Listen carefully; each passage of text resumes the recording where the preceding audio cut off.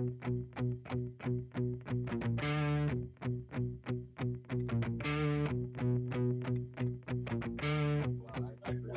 man. What's up, brother? Hey, Edwin. That's my government name. Yes. Very nice. I like it.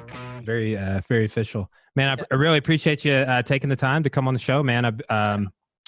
I actually met you several years ago. Jack introduced us at the Rickson seminar where Vegas? Yes. Okay, yeah. Yeah. So, but man, at some point became friends with you on Facebook. I've seen you on a couple of podcasts. So it's a pleasure to get on to sit down and talk with you, man. Glad to be here. Well, so man, how did you and Jack meet? I texted him that we were doing this podcast. He said he might hop on and listen here for a minute. So if you see him, log in. But man, how did you and Jack meet? He's a great friend of mine. So in about 2010, I went to my first Rickson Gracie seminar. And like most people, I go to a Rickson seminar, I was like totally blown away. And after that, I kind of went on this like quest to find as much, Rickson Jiu Jitsu as possible. And there was a thread on, it used to be at mixedmartialarts.com. It was an underground forum. It used to be this like real popular forum. I'm not sure what's going on with today, but there was a Rickson technique thread on there. And I kept seeing this guy post Jack Toffer. So I had commented on there, and Jack and I went back and forth with messages, and he was kind of wondering, hey, how did you know this particular technique detail or something like that? So we started talking through that, and I was looking for anybody that knew the Rickson stuff. I was looking for anything. So Jack was in Philadelphia in business, and it's about 4 hours from me. So shot him up here. He did a seminar, and we just hit it off. Became great friends. He's honestly one of my best friends, and and just ever since then, that was probably 2014 or 13. So we've just been friends ever since. Man, that would have been around the same time that I met Jack. And like, I want to say, so like he was in town on business in Northwest Arkansas where Caleb, you were on his podcast, but he just happened to be in town. And then one of the other owners, real good friend of mine's in my wedding, called me and who's like, dude, there's this guy here who like knows Rickson stuff. He was just training with us. And I was like, what do you mean? And he was like, well, this guy's name's Jack Toffer. You got to look him up to go to Budo videos and look at these BJJ versus cancer. And man, I've watched those videos so many times, and show them. I tell all of my new students about them. But man, I remember when I went on those same quests and was watching Rickson documentaries that were in Japanese, but they had like some English narration or subtitles. And I would anywhere I could find it. And then they released those 93 seminars of Hawaii and Chicago, which are jewels. Oh yeah, they're great. Yeah, they're awesome. Yeah, and I kind of, was on the same thing, same quest, same idea. Yeah, so, so like Rickson didn't really, the whole like first decade that I was training, he wasn't really doing a whole lot, right? No. And I feel like I remember hearing about the seminar that you hosted him for, and is that around the same time he started kind of getting back out there and doing seminars again? Yeah, more or less. It would be like he would do a seminar kind of here or there for a friend. I saw him in 2010 at Pedro Sours, and he hadn't really been around since then. I think like 2008 was the time prior to that. So when he came for a seminar here, he was really focused on upstarting the Jiu Jitsu Global Federation, and it hadn't come to fruition yet. So that was like his main focus. And when we did the seminar here, it was kind of like a coming out thing. It took a long time to convince him to come, but yeah, it was the first one he did in quite a while. Just seeing you post on social media, I just recently read that book that you were talking about that like inspired you, the Jerry Weintraub book. Yeah, let me change scenery real quick where it's more quiet. Yeah, that book was totally. It was amazing. Totally life-changing. I didn't. When I read it, I just was fascinated by the story, to be honest with you. I wasn't even so much thinking about using it or making it a part of anything. I was just really, hold on, sorry about this. You're good. You guys are training up there. I read it just intrigued by the story, just super fascinated by the guy. And then like the timing, it was weird how it worked out where, you know, it was like that. I read that book and then the Rickson thing, and it just kind of like all came to fruition. But that book's, you can't get much more motivating than that. Oh, and it was I listened to it in less than 3 days. Yeah. Just driving. I have an office at the college where I work at. It's about 25 minutes away. And I've been developing an online class. So 2 days of shooting back and forth and listening a little bit in my office in the mornings when I wake up. And man, I couldn't put it down. Couldn't stop listening to it. It was great. Yeah. He's a super fascinating guy. There's a documentary called My Way. I'll have to look into that. Yeah. It's about Jerry Weintraub. It kind of follows the progression of the book. Yeah. Yeah. Fantastic. So man, you know, I saw like just recently I was keeping up with you, and you had recently had a combat jiu-jitsu match with a guy that's actually a friend of mine. He was recently on the podcast, taught a seminar at my school before. Jams is just one state over, but man, I kind of kept up with you a little bit while you were training for that. Saw you and Jack training together before the event and stuff. What did you? Was that your first time competing in a while? Yeah, it was my first time in I think 5 years. And you're 37 years old? 32. You're only 32? Yeah. Oh, wow, dude, you're younger than I am. Wow. Yeah, I got to get my shit together. I started jiu-jitsu. I started real young. I started when I was about 10 years old. Okay. Yeah, well, okay, that thwarts my question. I was going to ask you, like, man, how do you train for a jiu-jitsu match at 37 after 5 years off? But that's not it. But I will say, man, like when I got to be about 27, that's when I really started noticing I was slowing down. I was competing a lot then.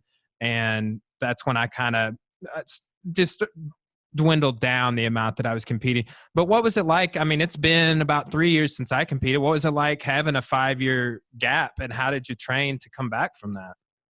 You know, I suffered severe burnout. I started competing when I was about 11 years old, all the way up until I think really I started facing burnout. I stopped fighting MMA in 2013, and I think I was 26 or something like that. So I definitely did too much too soon with mixed martial arts, and that kind of messed things up for me a bit.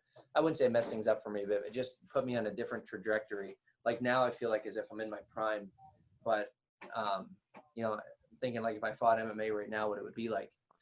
But training for that was pretty exciting. I had taken a month in January with my wife and my kid, and we went to California just to be there for the month.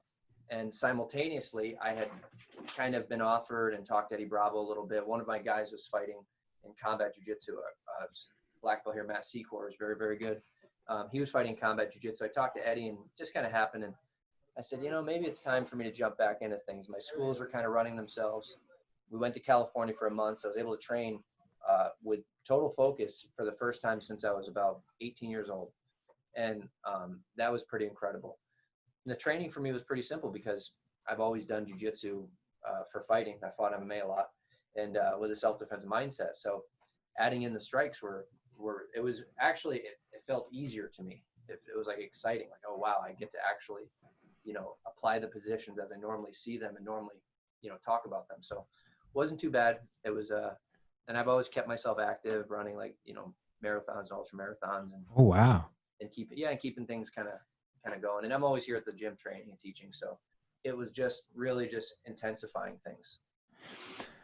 I can definitely empathize with a lot of that, man. I haven't had a coach myself every day. Like when I was competing a few years ago full time, it was like I would go travel and train, do privates, bring people in for seminars, whatever I could do.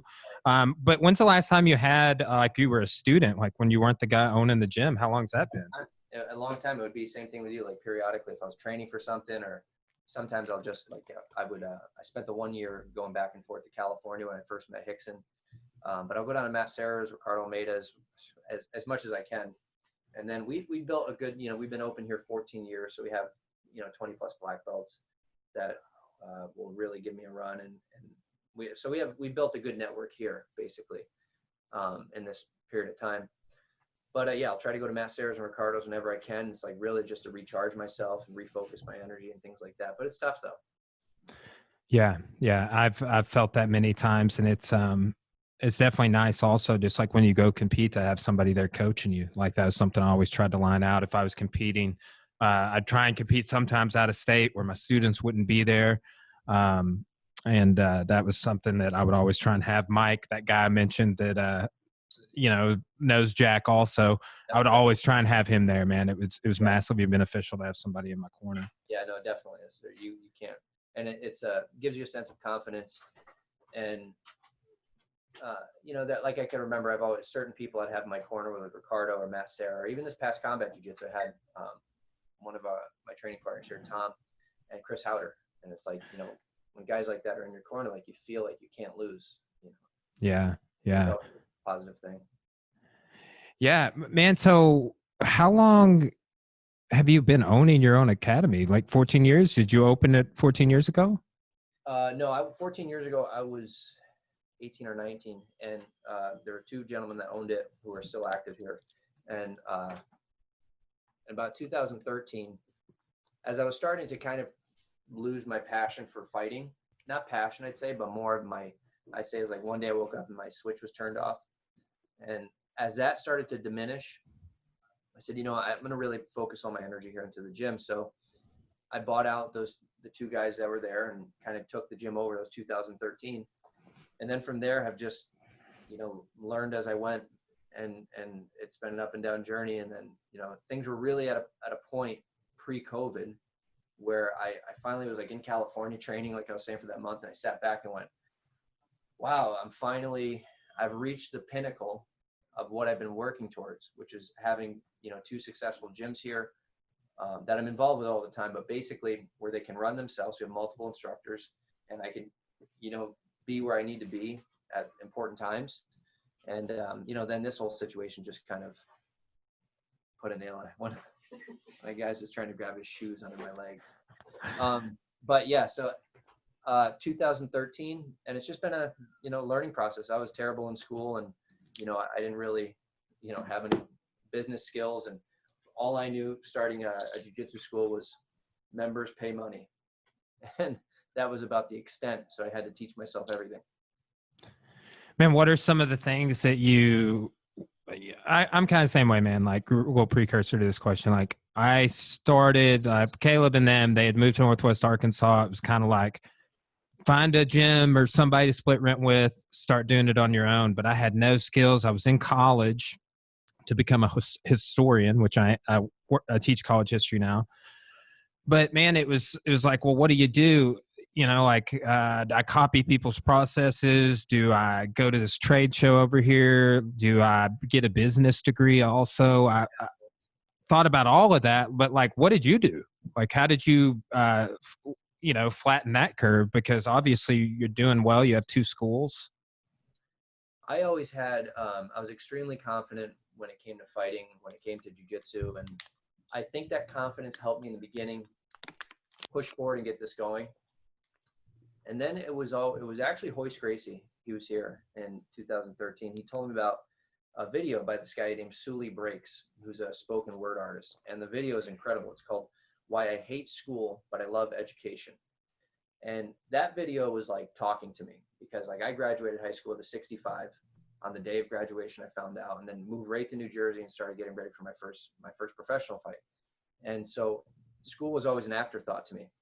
And, but I was stuck in that trap that most kids and most adults are stuck in, where it's, it's high school, college, master's degree. It's that strict order of education that you go through, when really like education and knowledge is something that is happening 24 hours a day. When you turn on the TV, when I talk to you, when I'm teaching my class, when someone tells me something. So I watched that video, and it really like inspired me. I felt like it was talking to me, which a lot of people have that experience with things like that. And shortly thereafter, I had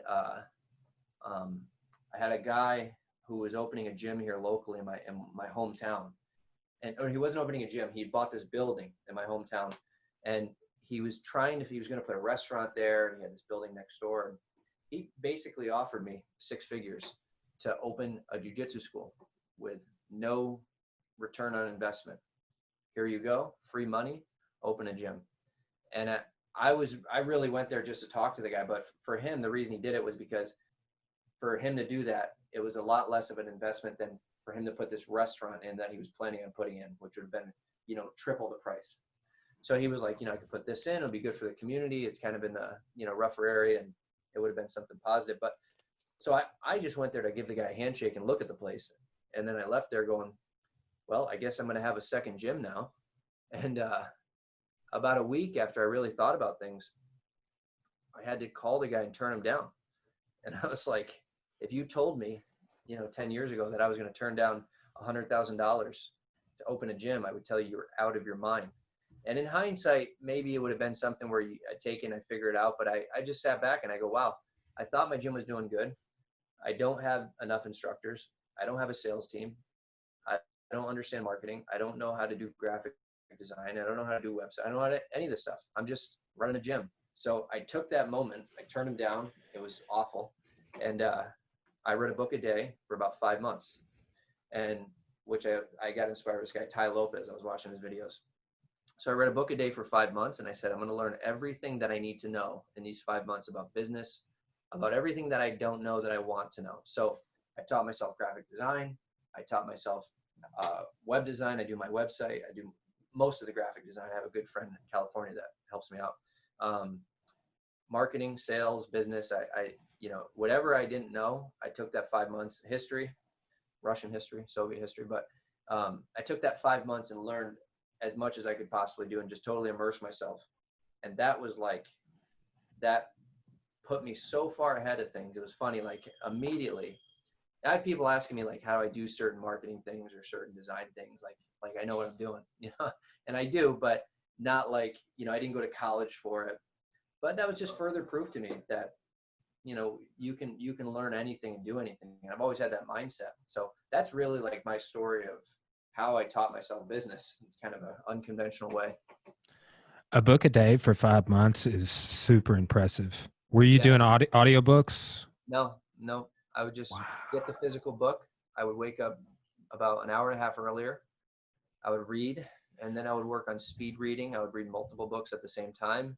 I didn't put a limit on, I got to read this book today. I got to read this. I would read a couple chapters until something hit me. I'd put it down. I'd come back. I'd maybe go through a chapter. It didn't really mean anything. I'd skip that, go to the next one, pick up another book, and, you know, kind of just go through it like that. But that whole 5 months was that. I also at the same time went through, I was studying Jordan Peterson, and I found that he had all of his college lectures and college classes on his YouTube channel. This is right when he was on his first Rogan appearance. So I watched all of his 2-hour classes for a couple months as if I was in the class. So I just dedicated, pre having a child.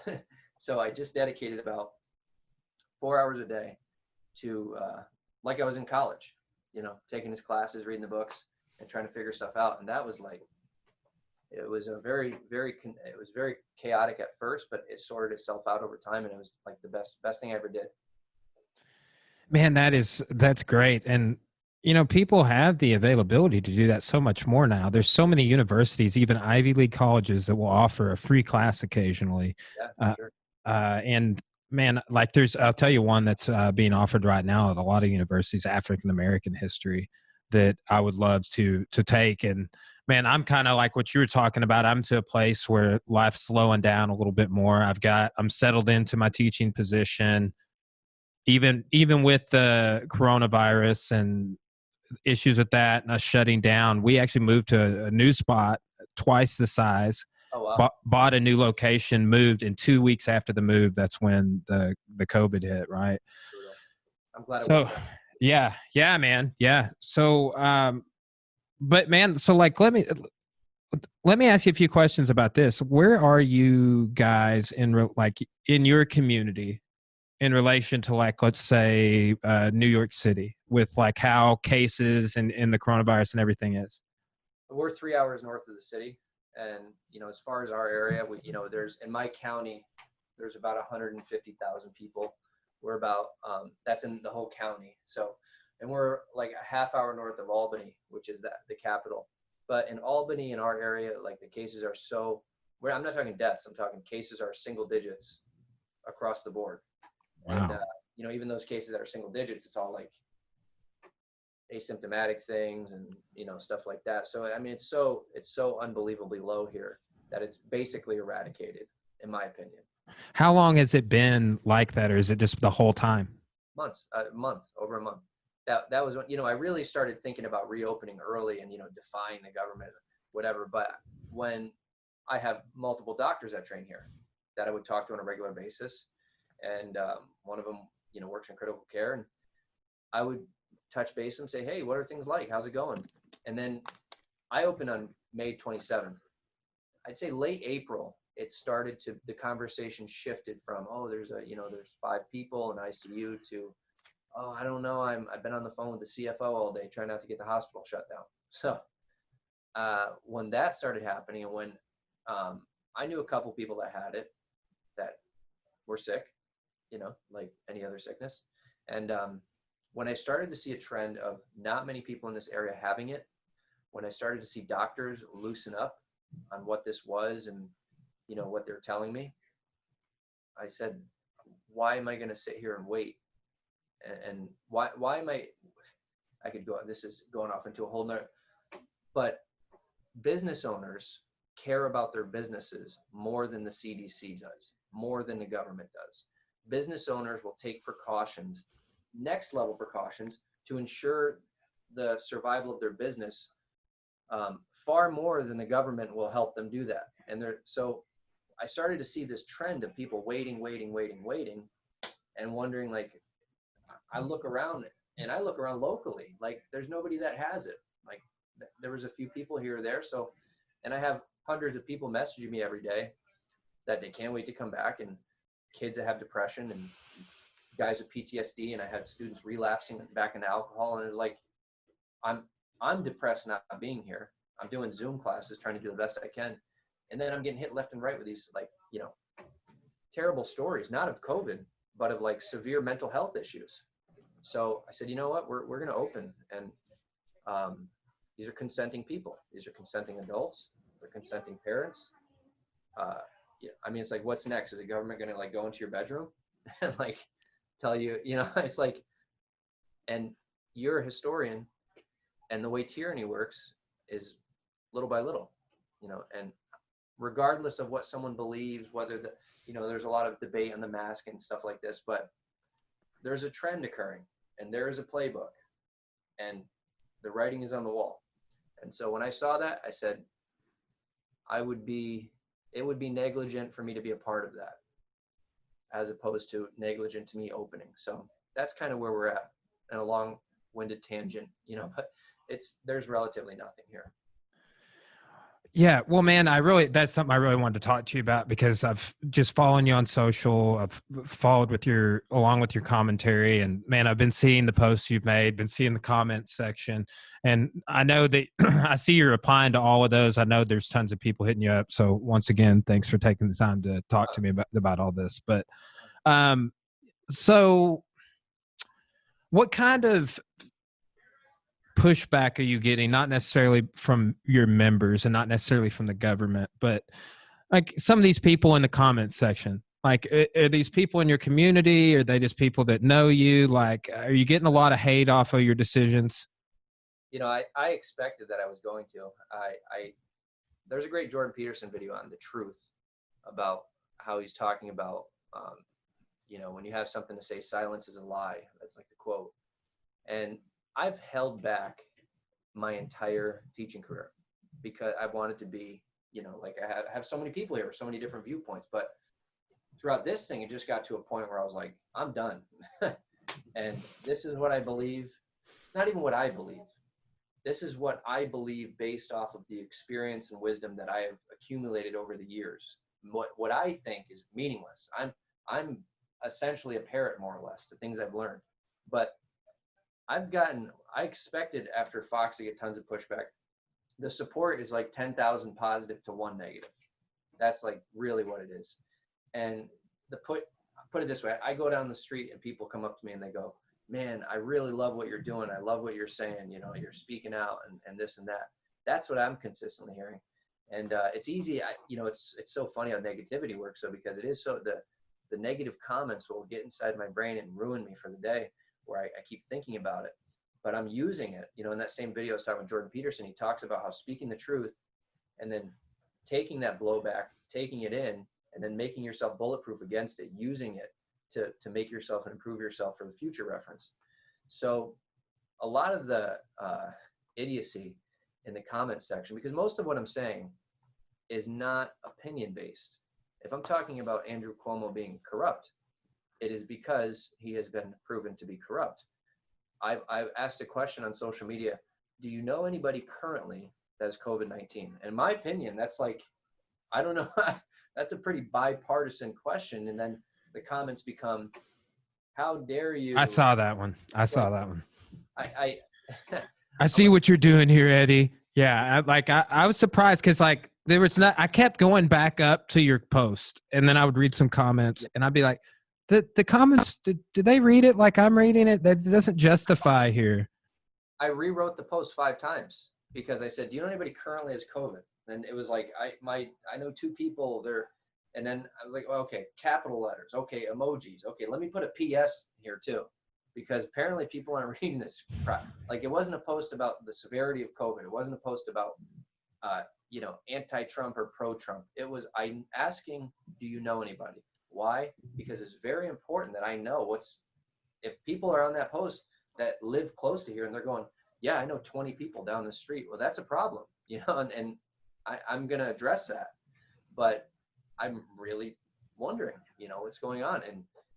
And a lot of stuff, another reason why I've chosen to speak out more is because once people start trying to control our thoughts and actions and manipulate them, that's a severe, severe problem to me. So even in some of those comments that you read, there are a lot of like words in there that are not good. And like, this is not negotiable, was one of the comments about COVID and all the restrictions and stuff like that. An individual human being on earth telling us this is not negotiable. That's a major, major, major problem. And also I'm not doing anything that I'm doing, as biased as I am. Everybody's biased, but I'm really concerned with people. I'm someone who deals with people, and I don't like seeing kids depressed. I don't want my house to be foreclosed on. I hate seeing other gyms close. I hate seeing martial arts owners shut their gyms down. That bothers me. And when I see that there's no COVID cases, and when I see that it's, from what I'm telling, what it seemed to be becoming some political charade, I'm going to open. And if they have something to say about that, well, I guess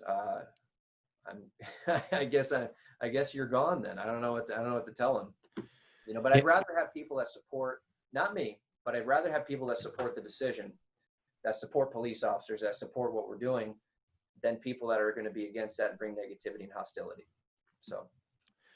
Yeah, well, man, I think just following along with this the whole time, and based off what just questions I had and what you're saying today, like, I think you did the right thing. Like, I had Tanner Rice on the podcast after he opened, but I will say, like, I don't know 100% what Tanner's doing, but I know that I've seen some of the videos you put out, and you're taking every precaution about cleanliness and the safety of your members. I just saw how you, like, when you guys first opened, how you had the bags set up and the individual, like, that was a great. And I like that you put out those videos, but I also like that you've been vocal about, like, your civil disobedience. Like, and I just call it that, man. Like, Thoreau spent a night in jail because he was not going to Henry David Thoreau. Oh, yeah, okay. Because he was not going to pay to fund the Mexican-American War. He was not going to be a part of that. So they're like, oh, yeah, you don't want to pay, or you're going to spend a night in jail. But that's like when I see people doing this, I'm like, that's a conviction you have to initiate and engage in civil disobedience. I know that you got a notice right after you first opened. Have you heard anything else from government officials? I didn't hear anything, actually. Oh, okay. I thought you'd got like a notice that said, hey, we know you're open. You're not allowed to do that. When I got off Fox, obviously that was a lot of heat for that, which, mind you, after that, I had people all over the country trying to buy gym memberships. Like, that was where I went, whoa, okay. So there are more people for this than against it. And I had thousands and thousands of emails which I didn't totally, I don't know what they're going to my website, going on the contact form and emailing me, which is like, there's a process there. But I just, well, I think there was a couple gyms. There was a gym owner I saw in Tucker Carlson in New Jersey that opened, and he kind of had like an aggressive anti-government stance, which regardless of what I believe and regardless of whether or not I support him, which I may, I felt that there was more of a middle ground, moderate approach to what we're doing. And yeah, in the beginning, there was a lot of heat and stuff, a lot of people complaining. Apparently, I didn't hear, but I had a police officer come in who trains with us and say, yeah, there was a bunch of complaints last week and the town supervisor tried to shut you down. But law enforcement wouldn't act upon it because they have no directive whatsoever, and there's nothing legally that they can do. And it's sad. It's sad to see people. I'm in all these reopen business groups, and they're planning this massive class action lawsuit right now against New York State on a federal level. Gyms are fitness gyms, CrossFit, and they're going, oh, I can't afford the fines. I can't. I go, I've been open for 1 month. I've been vocal. I've been on every news station locally. I've been on Fox News. I went on there and I said, hi, I'm opening. Come and get me. Not to be some, I guess, I don't know, but really just to be like, I know that I can do this safely. I did it originally in the way that they're going to make us do it right now. So why wait a month and a half when this could all be done? This could be gone. And when I see Facebook, I've said this multiple times, but when I see social media and Instagram, Facebook, and I see people shutting their schools down, in my mind, that's me. And I'm not going to let that be me. And I don't want to be anybody else. So there's been a lot of threats, like all these people not opening. And I can't find one fine on anybody that's opened their gym. And there's been many people that have opened since I did here, and they're happier than ever. What about some of the other businesses around you that are not in our industry? Like what, I know you posted about like some ice cream shop that got fined or something like that. That I can't really support at all. There's been a lot of other things that have happened with that situation, which is why I immediately took that video down. There's a lot of other things and lies and stuff that I didn't know about. So that I had to distance myself from that completely. But okay. I was passionate. Like I'm passionate about businesses. I'm passionate about people not foreclosing on their house. I'm passionate about people, everything that they work for their entire life. I'm passionate about them keeping that. So when I hear someone call me and tell me their life story and what's happening to their business and stuff, it really, really bothers me and affects me. And there have been a lot of businesses locally here that are restaurants, bars that require state licenses where the state can affect them that way and pull their license. The other thing you're seeing, and this is what really makes me sick, is that our governor here has weaponized the Department of Health. That's what he's done. He's turned the Department of Health basically into another arm of the military, where they're going into restaurants. These restaurants are getting fines. They're not getting fines for social distancing, for masks. They're getting fines because the Department of Health will come in for that complaint, but they'll go in the back and say, oh, well, the sprinkler's not connected there. That's $2,000. Or they'll go to the sink and say, this hot water valve's not working properly. And so that's really what you're seeing. So when you really look at what these things are, with these people getting fines, it's not about this. It's about them finding a way to instill fear in people into not opening. What was it you were saying about air conditioners? Or I heard something about air conditioners in New York. I'm this governor. Put it this way. I don't even care what I say anymore. I do on some level, but. Well, hey, I'm sorry I keep asking these controversial questions, and you have done a great job about being moderate the whole time. I figured that I could ask you these, and it would be not controversial because it's fine, and I'm happy to, and I really appreciate it. And I've taken a stance against him on a major way, and that's another thing too. You read in the comments. I could put a post up anti-Andrew Cuomo, which almost everybody agrees with on both sides, and people will say Trump's bad. It's like, I'm not talking about Trump at all. I'm talking about one individual. Let's stay on topic here, folks. But no, this guy comes out. It's obvious what he's trying to do. He's prolonging this as much as possible.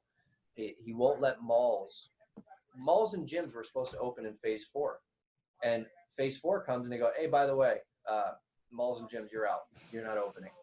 So people are losing their minds. They've spent thousands to prepare their business to reopen, and now they can't.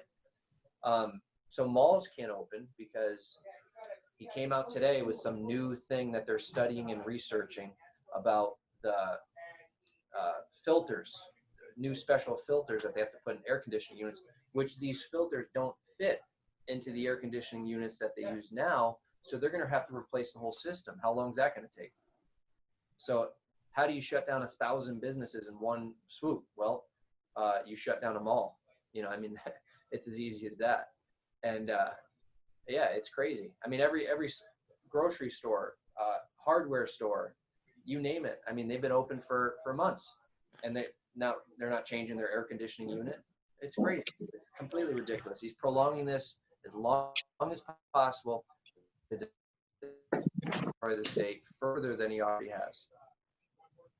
Yeah. Well, so another thing, like I know you had someone on to talk about homeschool recently. What's going on with you guys for schools? Has there been any talk about what next semester is going to be like, either for elementary, junior high school, or higher education? Yeah, I was just talking to a teacher here after the kids class on the way out, and they're basically telling me that they're gearing up for the next school year to be where they like 10 kids to a class, distance, partitions with the masks and all stuff like that. Even though the American Academy of Pediatrics just came out and said we're totally opposed to these sanctions on schools because kids are relatively unaffected by COVID.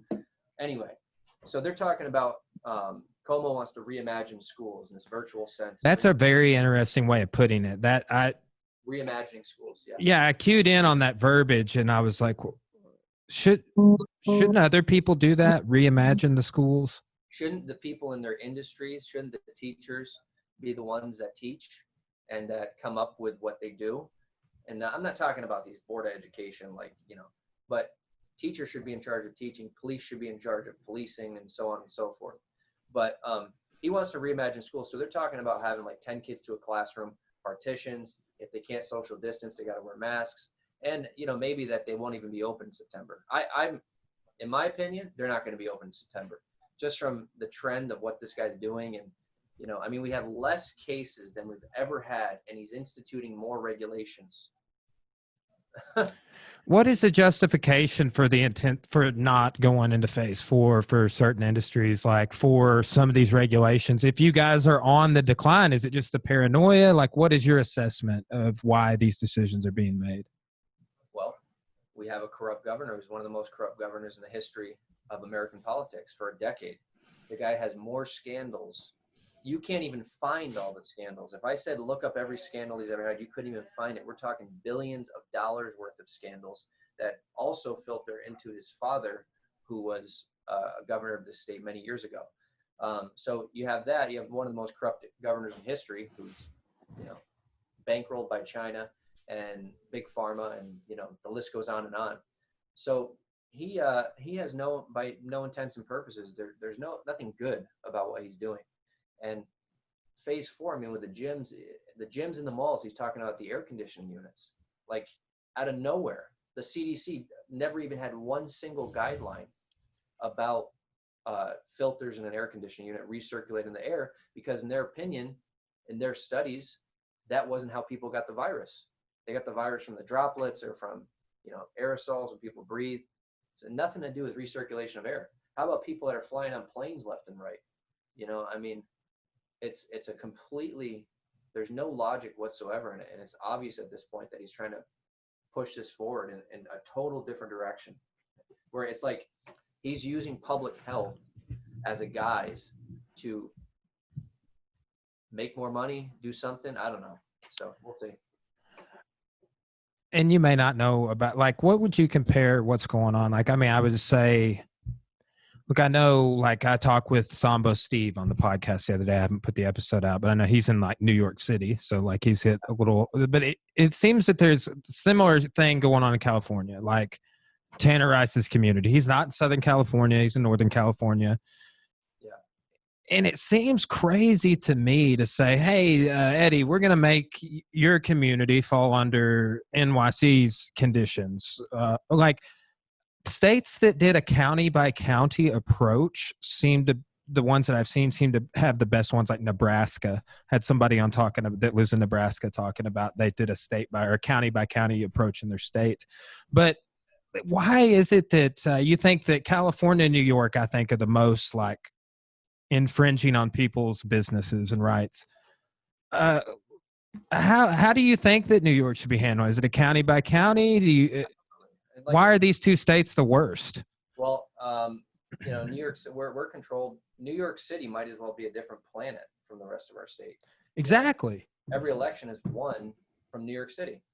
Um, I mean, that's really how this guy's winning these elections, which is crazy because the rest of the state can't stand him, and in every industry across the board. But that is a very, very tough thing that we're dealing with, is that, and they've tried to kind of go with the phased opening. They did do that by regions of New York State, so that like New York City is way behind in the phased opening. So yeah, they tried to do a county by county, but yeah, most of what we have going on up here is affected by politics in New York City, and it shouldn't be the case whatsoever. So what man, I've seen you being an advocate. I really appreciate what you're doing. I think there needs to be people that have like a moderate opinion. You haven't been overly radical or anything.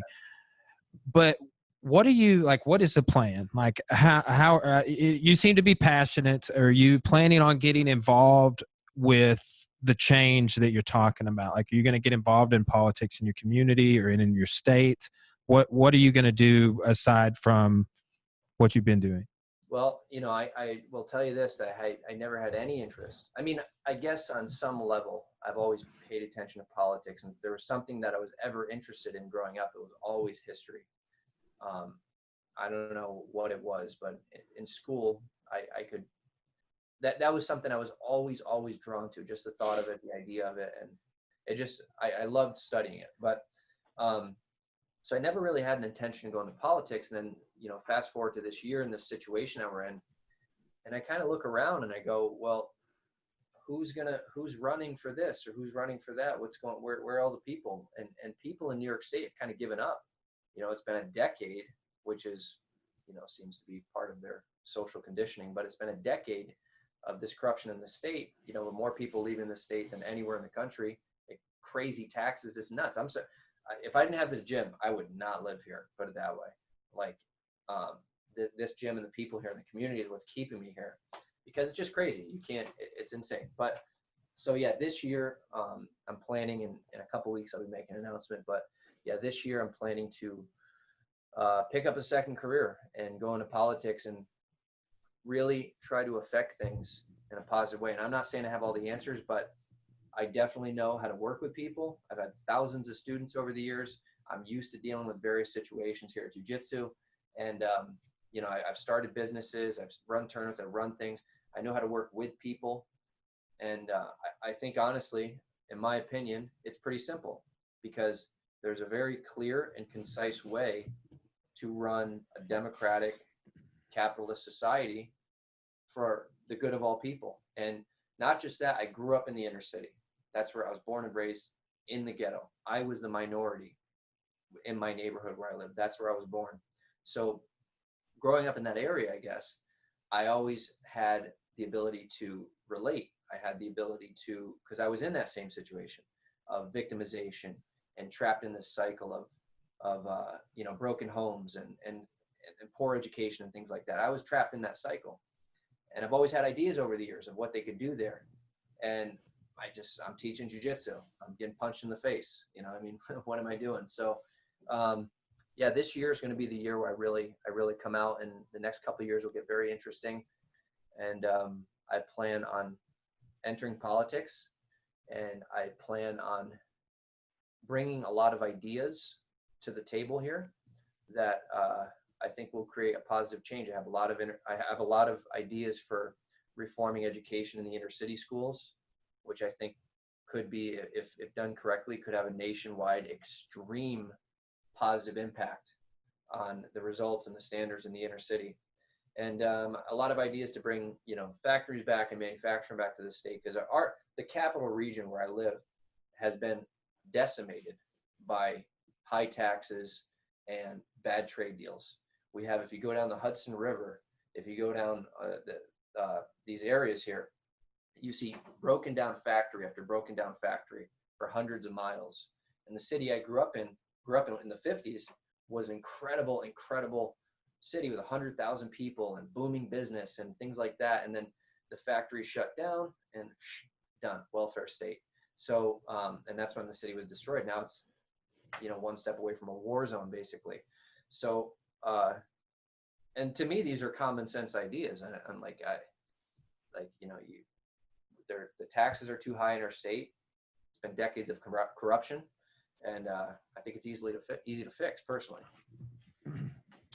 Yeah, well, you know, one thing that I've kind of run into, like I told you, we moved to a new location right before the coronavirus, but the reason behind us moving is that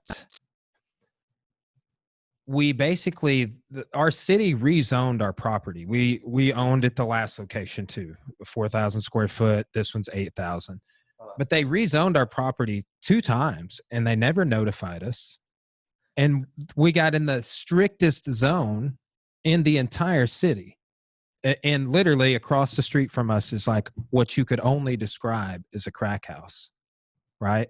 Yeah. So it's like we were one block back off a really main drag in our town, right? Like it was just like there's like a field in front of us. It was really expensive commercial land that wasn't selling forever.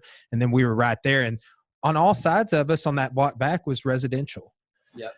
But they're like, yeah, well, in 30 years, we want it to look this way. So if you want to build, you're going to have to build it this way. And you're going to have to install this sidewalk, curb, and gutter. Oh, there's no sewage over here. You're going to have to dig that sewage. So, I mean, essentially, we got forced out of our neighborhood. Yeah, it's insane. But, man, I just feel like the narrative here, like that you've raised points and that I've experienced even before this, is that businesses are not taken into account enough for the type of society and economy and system, it being a capital society that we're running.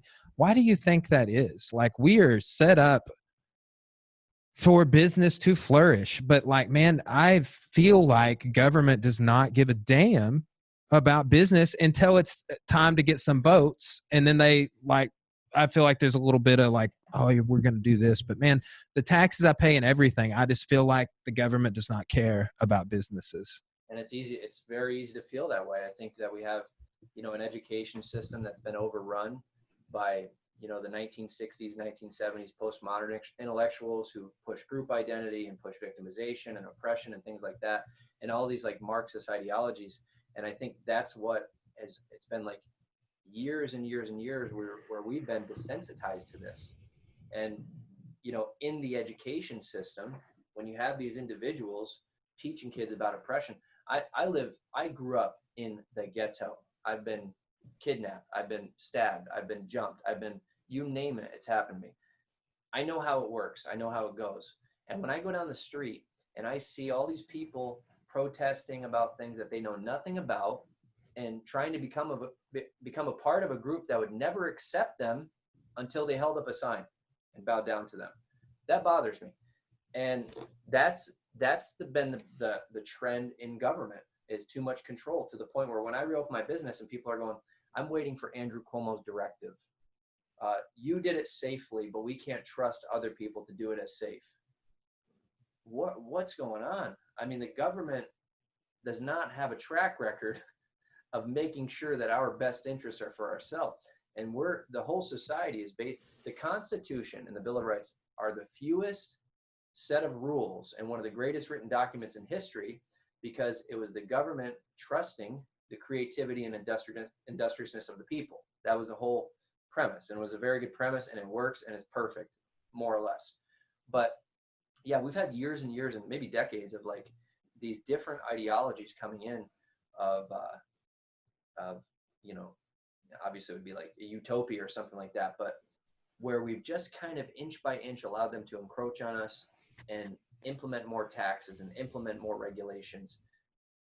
as Andrew Cuomo's doing right now, under the guise, they always do it under the guise of it's for your safety, it's for your benefit, it's for public health, it's for regulations, it's for other people to have roads and schools and things like this. And now you see that where is this money going? Who's monitoring this money?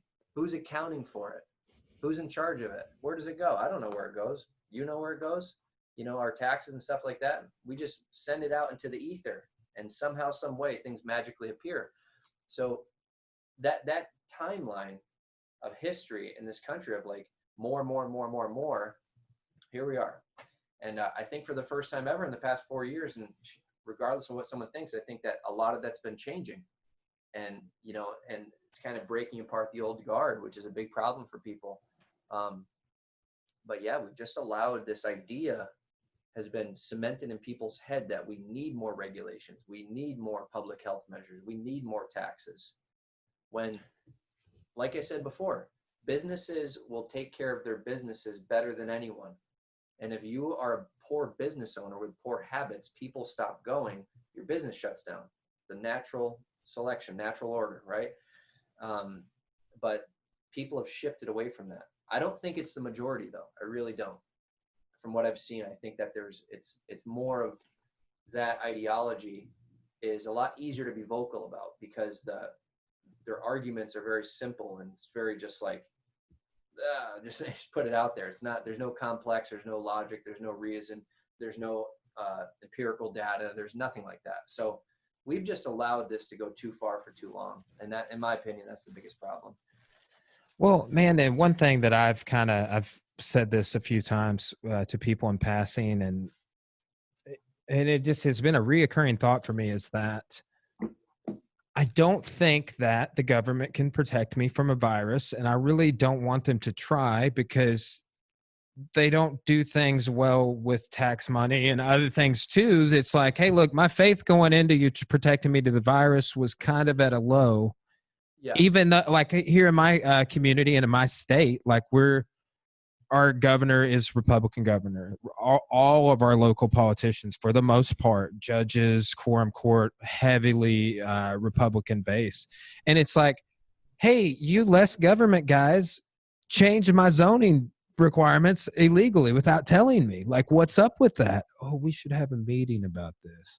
But it's, you know, it's what's fascinating to me too is not necessarily saying about the Trump administration or things, but like the local and state level, like the less government crew is pushing the more government agenda as much as anyone else. It seems like. I think that's because a lot of it too is, and this is a trap that people get boxed in ideologically, and I refuse to let it happen to me. I refuse to put up a post about something and they go, Trump, orange man, bad, you know, like just some crazy, like, it's an individual thing. It's always, I mean, there are issues and problems across party lines, but like I have the same thing in my area where it's Republican based and things like that, but it's the individuals that get put in these positions that like to have that sense of power. And it's just that idea of power where they just can say, nah, move your building over 3 inches to the right. I think that'd be better. You know, it's like they thrive off of it in a sense. So I think that's the biggest problem. And I think a lot of the party line stuff is just, it's really more of a battle of people that want, you either want people to be able to live their lives how they want, and they want you put your building where it's appropriate, and there's land, there should be, you can put a building there. It's very clear. Now, in like Saratoga Springs, the city I live in, it's super, super historical, late 1800s architecture. So sometimes I don't like when they break that down and they put a new building up there. So there are things like that, like historically speaking, where I go, I could see where there might be a regulation there in a moderate sense. But it's the individuals that get put in these positions that they're on a power trip. You know, I love police, but there's tons of police that have the same thing, that whatever the case may be. So yeah, I mean, I guess it's a matter of, you know, who's there in your local area. And it's definitely not a partisan thing whatsoever. Sometimes, but most of the time I'd say it's not. It's an individual thing. Man, on that note, and I've seen you make some brief commentary on that. And you've even mentioned, since we've been talking about law enforcement, like, where are you at and what are you doing with the narrative that has come out of the George Floyd killing? And with that, like, I mean, obviously, like, I support law enforcement. I offer free training for them at my gym. I know you do. I think most people do. And I think most cops are good cops. But like, what is your interpretation of what's going on? I know I've seen and heard some things about, New York City and things and corruption, Rikers Island and stuff that's going on with that. But like, what's your assessment with this whole movement to defund the police, and should police be trained in jiu-jitsu? The defund the police movement, complete joke. It's a branding term. It's catchy in your head. They put it out there. And I say, what are you going to do when you defund the police? What are you going to do when you abolish the police? What's your solution to this? Well, we're going to reallocate those tax dollars into programs for social work and to this and to that. Okay, what programs? What programs? Tell me right now, name 5. And I never get one answer, because, and this is going to be another example of tax dollars going in a direction where we have no idea where they're going. So defund the police is a complete joke. Now, do I agree that police should be better trained? Without question.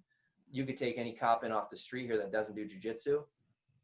Let me full mount them. They're going to react the same as any other person that walks in that door. And because the training is so bare bones and so minimal. I have seen agencies across the state that have great training. The New York State Police, their recruits for 6 months do basically jiu-jitsu every day. At least they're working on jiu-jitsu. And it's been that way for a while because they had a black belt in charge of their DT program. Rob Hugus, super knowledgeable guy. Another guy up here, Jay Wadsworth, that's great. So yeah, I think the training needs to be improved. I think it needs to be increased. I think every cop that's ever trained here at my gym, they have way less use of force complaints, and they manage stress better. Meaning when they get into a situation, they don't go to that red zone right away because someone called them a name. Someone throws a punch at them, they don't reach and fall down, firing off shots. They're in more of a state of mindfulness and calmness when they're in these situations. And that's directly related to jiu-jitsu, being forced into these uncomfortable situations. So cops should be training jiu-jitsu. I think it should be a mandatory thing. I think it should be 1 or 2 days a week at least that they train for longevity. If that can't be done, which that's a tall order, then it should be a more intense training program that they go through. But it's got to be a long-term thing. This stuff doesn't work short-term. It doesn't work that way. It's a lifestyle. It's a way of being. It's a way of seeing the world. So that's where you see the difference in these cops. And I'll tell you this, when we started, and now probably, I don't know, over 5 or 6 of our black belts are law enforcement. And when they're working and they get into a crazy situation, everybody else is wondering where they are. Where's someone? Is he coming? Is he going to come help us here?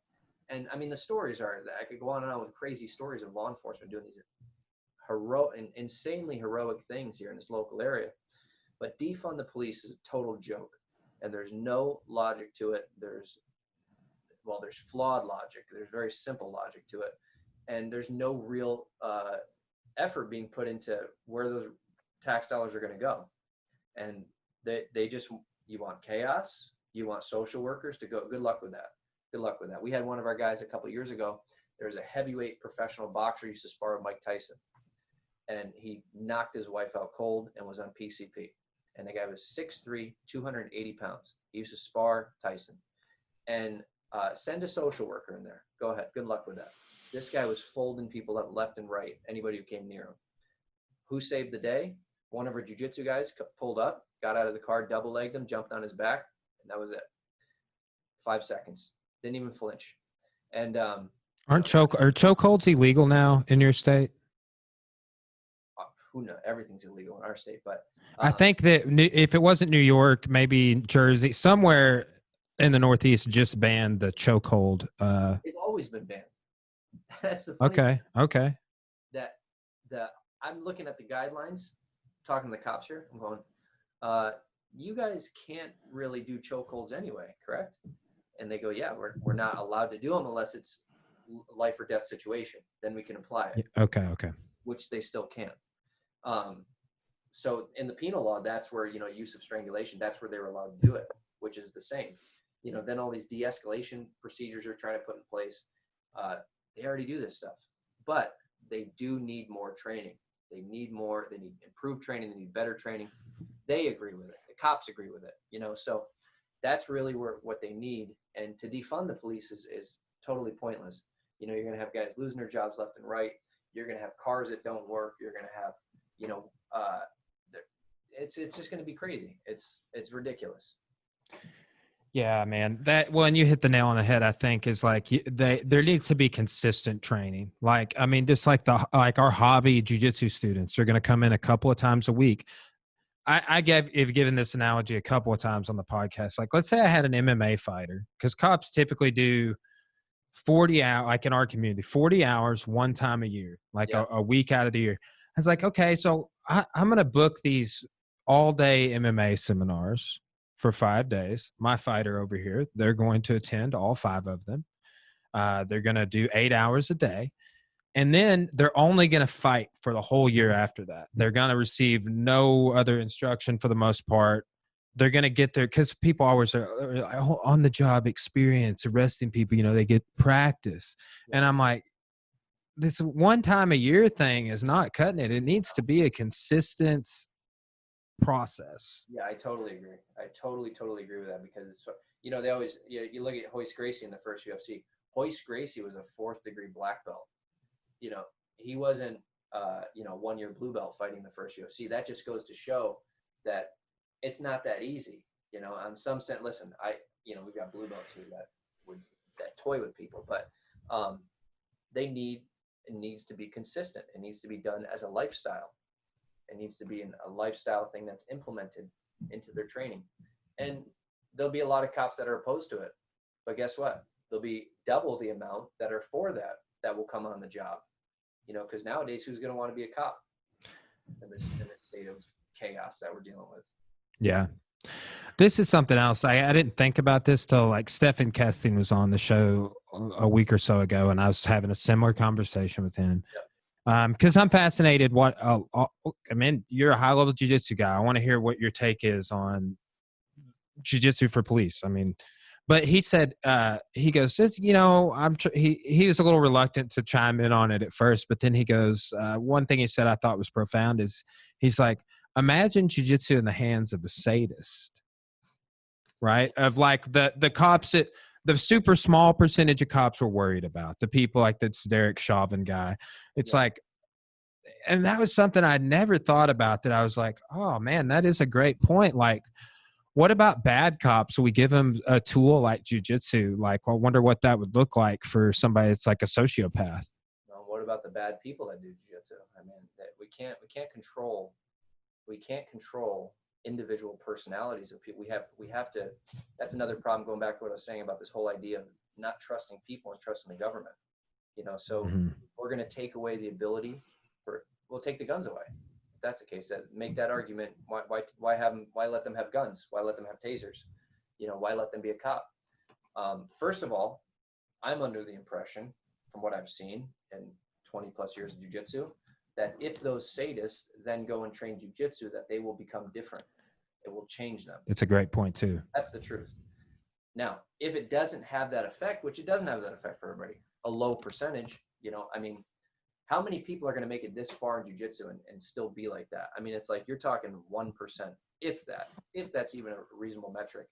But we can't take these valuable tools away from the vast majority that are going to use them for good just because a few idiots are going to, go out and do a couple arm bars on people too hard. But we're also talking about jiu-jitsu. We're talking about the fact that, we're not teaching them how to throw spinning head kicks and things like that. We're teaching them how to take down and control somebody. So as far as a sadistic form of self-defense or control, I'd say we're giving them the least violent way to disarm somebody. But yeah, that argument is like, you're going to take away 98% of the people's ability to defend themselves because 2% of guys are idiots. Those guys are going to weed themselves out anyway. That's a great point, man. That is Interesting perspective. And this is, man, I just been trying to talk to as many people as I can about all this stuff going on, because yeah, there's Spanish flu in 1918. There's been stuff similar is what is happening right now in 1968 in terms of riots ensuing that were prolonged, civil unrest. But man, it's, talking with people and getting different views and perspectives has been beneficial for uh, trying to understand and navigate through what's going on, because it is unprecedented. Yeah, we're having like a crazy and incredible awakening of things right now, where we're seeing everybody's political ideology come out. We're seeing everybody's opinion come out. We're seeing everything come to the forefront. More than ever, people are just speaking about things that they never would have spoke about before. I don't remember having any political conversation with someone in the early 2000s, mid 2000s. I'm very little, few, far between, but yeah, we're in a very, very strange time right now, where it's going to be a turning point of some sort in some regard, regardless of what you believe. But it's very odd. It's very odd to me, and it's we'll see what happens. Yeah, man. Well, Eddie, I really, again, I appreciate you having the courage to share your views. I've appreciated your commentary. I think more people should be doing this. I think that a lot of times business owners are worried and they will not put themselves out there. And I think you've inspired a lot of people in what you've been doing. So I appreciate that. Thanks for coming on the show and talking about it. I'm a fan. Keep doing what you're doing, man. Thank you. I really appreciate it. I had a good time, and I was glad to be here. Thanks for asking me. All right, man. Well, I hope I see you soon on down the road. Thanks, brother. All right. Have a good night.